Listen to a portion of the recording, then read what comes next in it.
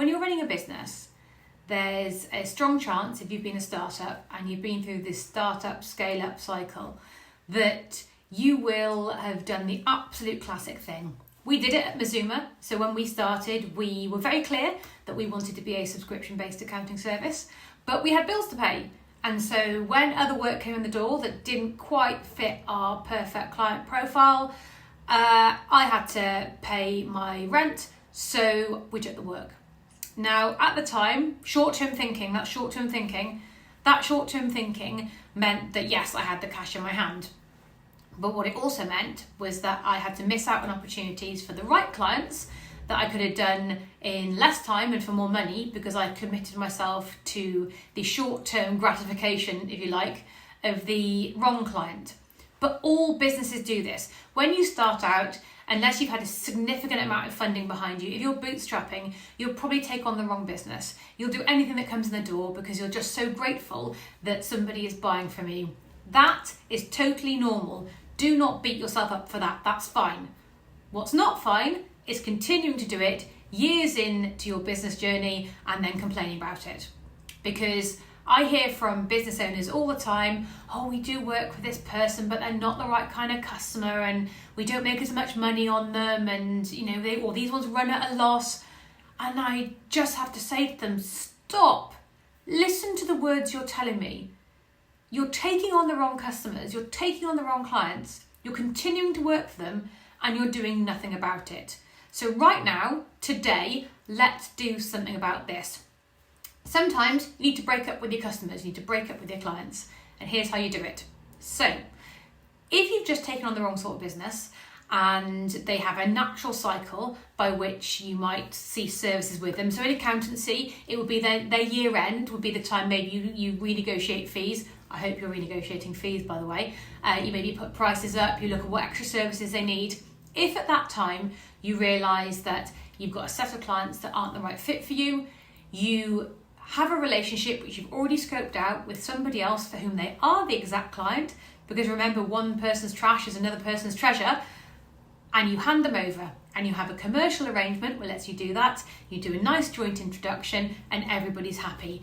This is something we do a lot. We hand over the wrong clients to other firms and we take on other people's wrong clients because they're the right client for us. And it's beautiful. It's the circle of life. We love it. It's great. It's really easy to do that when people reach their natural year ends. If you've got good relationships with your clients or customers, you can do that. Maybe it's when they finish their year subscription with you. Maybe it's the next time they place an order for a special birthday or something. There'll be a natural time to have this conversation that you're not the right person to provide that service. And that's how you do it. That's a really easy way of doing it. The other way you do it is you just hike your prices up. You put your prices up so that they really can't argue with it. They fall out of being able to afford your services and they're forced to go and look for somewhere else. Now, it's maybe not the neatest way of doing it, but it's a way of doing it. It's certainly effective. And if they can pay these increased prices, you look at how you work that relationship. There's another type of client that we need to get rid of though, and they're the ones that are rude. They're the ones that you do not enjoy working with. Maybe they do pay you enough money, but you don't enjoy working with them at all. And those are the ones that it can feel really difficult to get out of, because in your head you're like, well, but they pay the right money. I just really don't like working with them. If you don't like working with them, you will be subconsciously taking that negative energy into your interactions with other people, your other clients, your other customers, your staff members, your family, yourself. You'll be holding on to that negativity and it will seep out into other areas of your business. Yes, they might be paying you the right amount of money, but they are costing you dearly in energy and productivity. They have to go and they have to go now. So I find it really useful to have a set of rules and parameters that work for you that you can refer back to.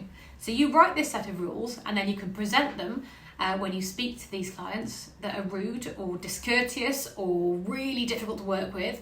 And you just say, look, we ask our clients to fulfill X, Y, Z criteria. Unfortunately, you fall out of scope of this, so I'm afraid we're going to have to disengage with you now. We will help you find other representation, But you've fallen foul of this scope, and so it's in everybody's best interests to do that. You can frame it as softly or as hardly, or as sternly as you like.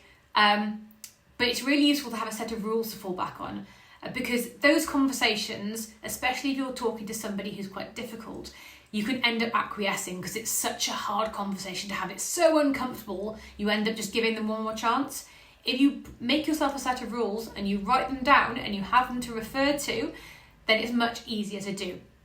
So if you can't naturally offboard a client during their kind of natural course of business, if you can't price them out of what they do, but they are rude and a drain on your resources, you owe it to yourself to get rid of them. And you don't really owe them anything. If they're not being nice to you, if they're not having a professional relationship with you that serves you both, this relationship goes both ways. Yes, they are paying you, but you are also providing them with a really, really important service. You deserve respect for that, and you deserve courtesy.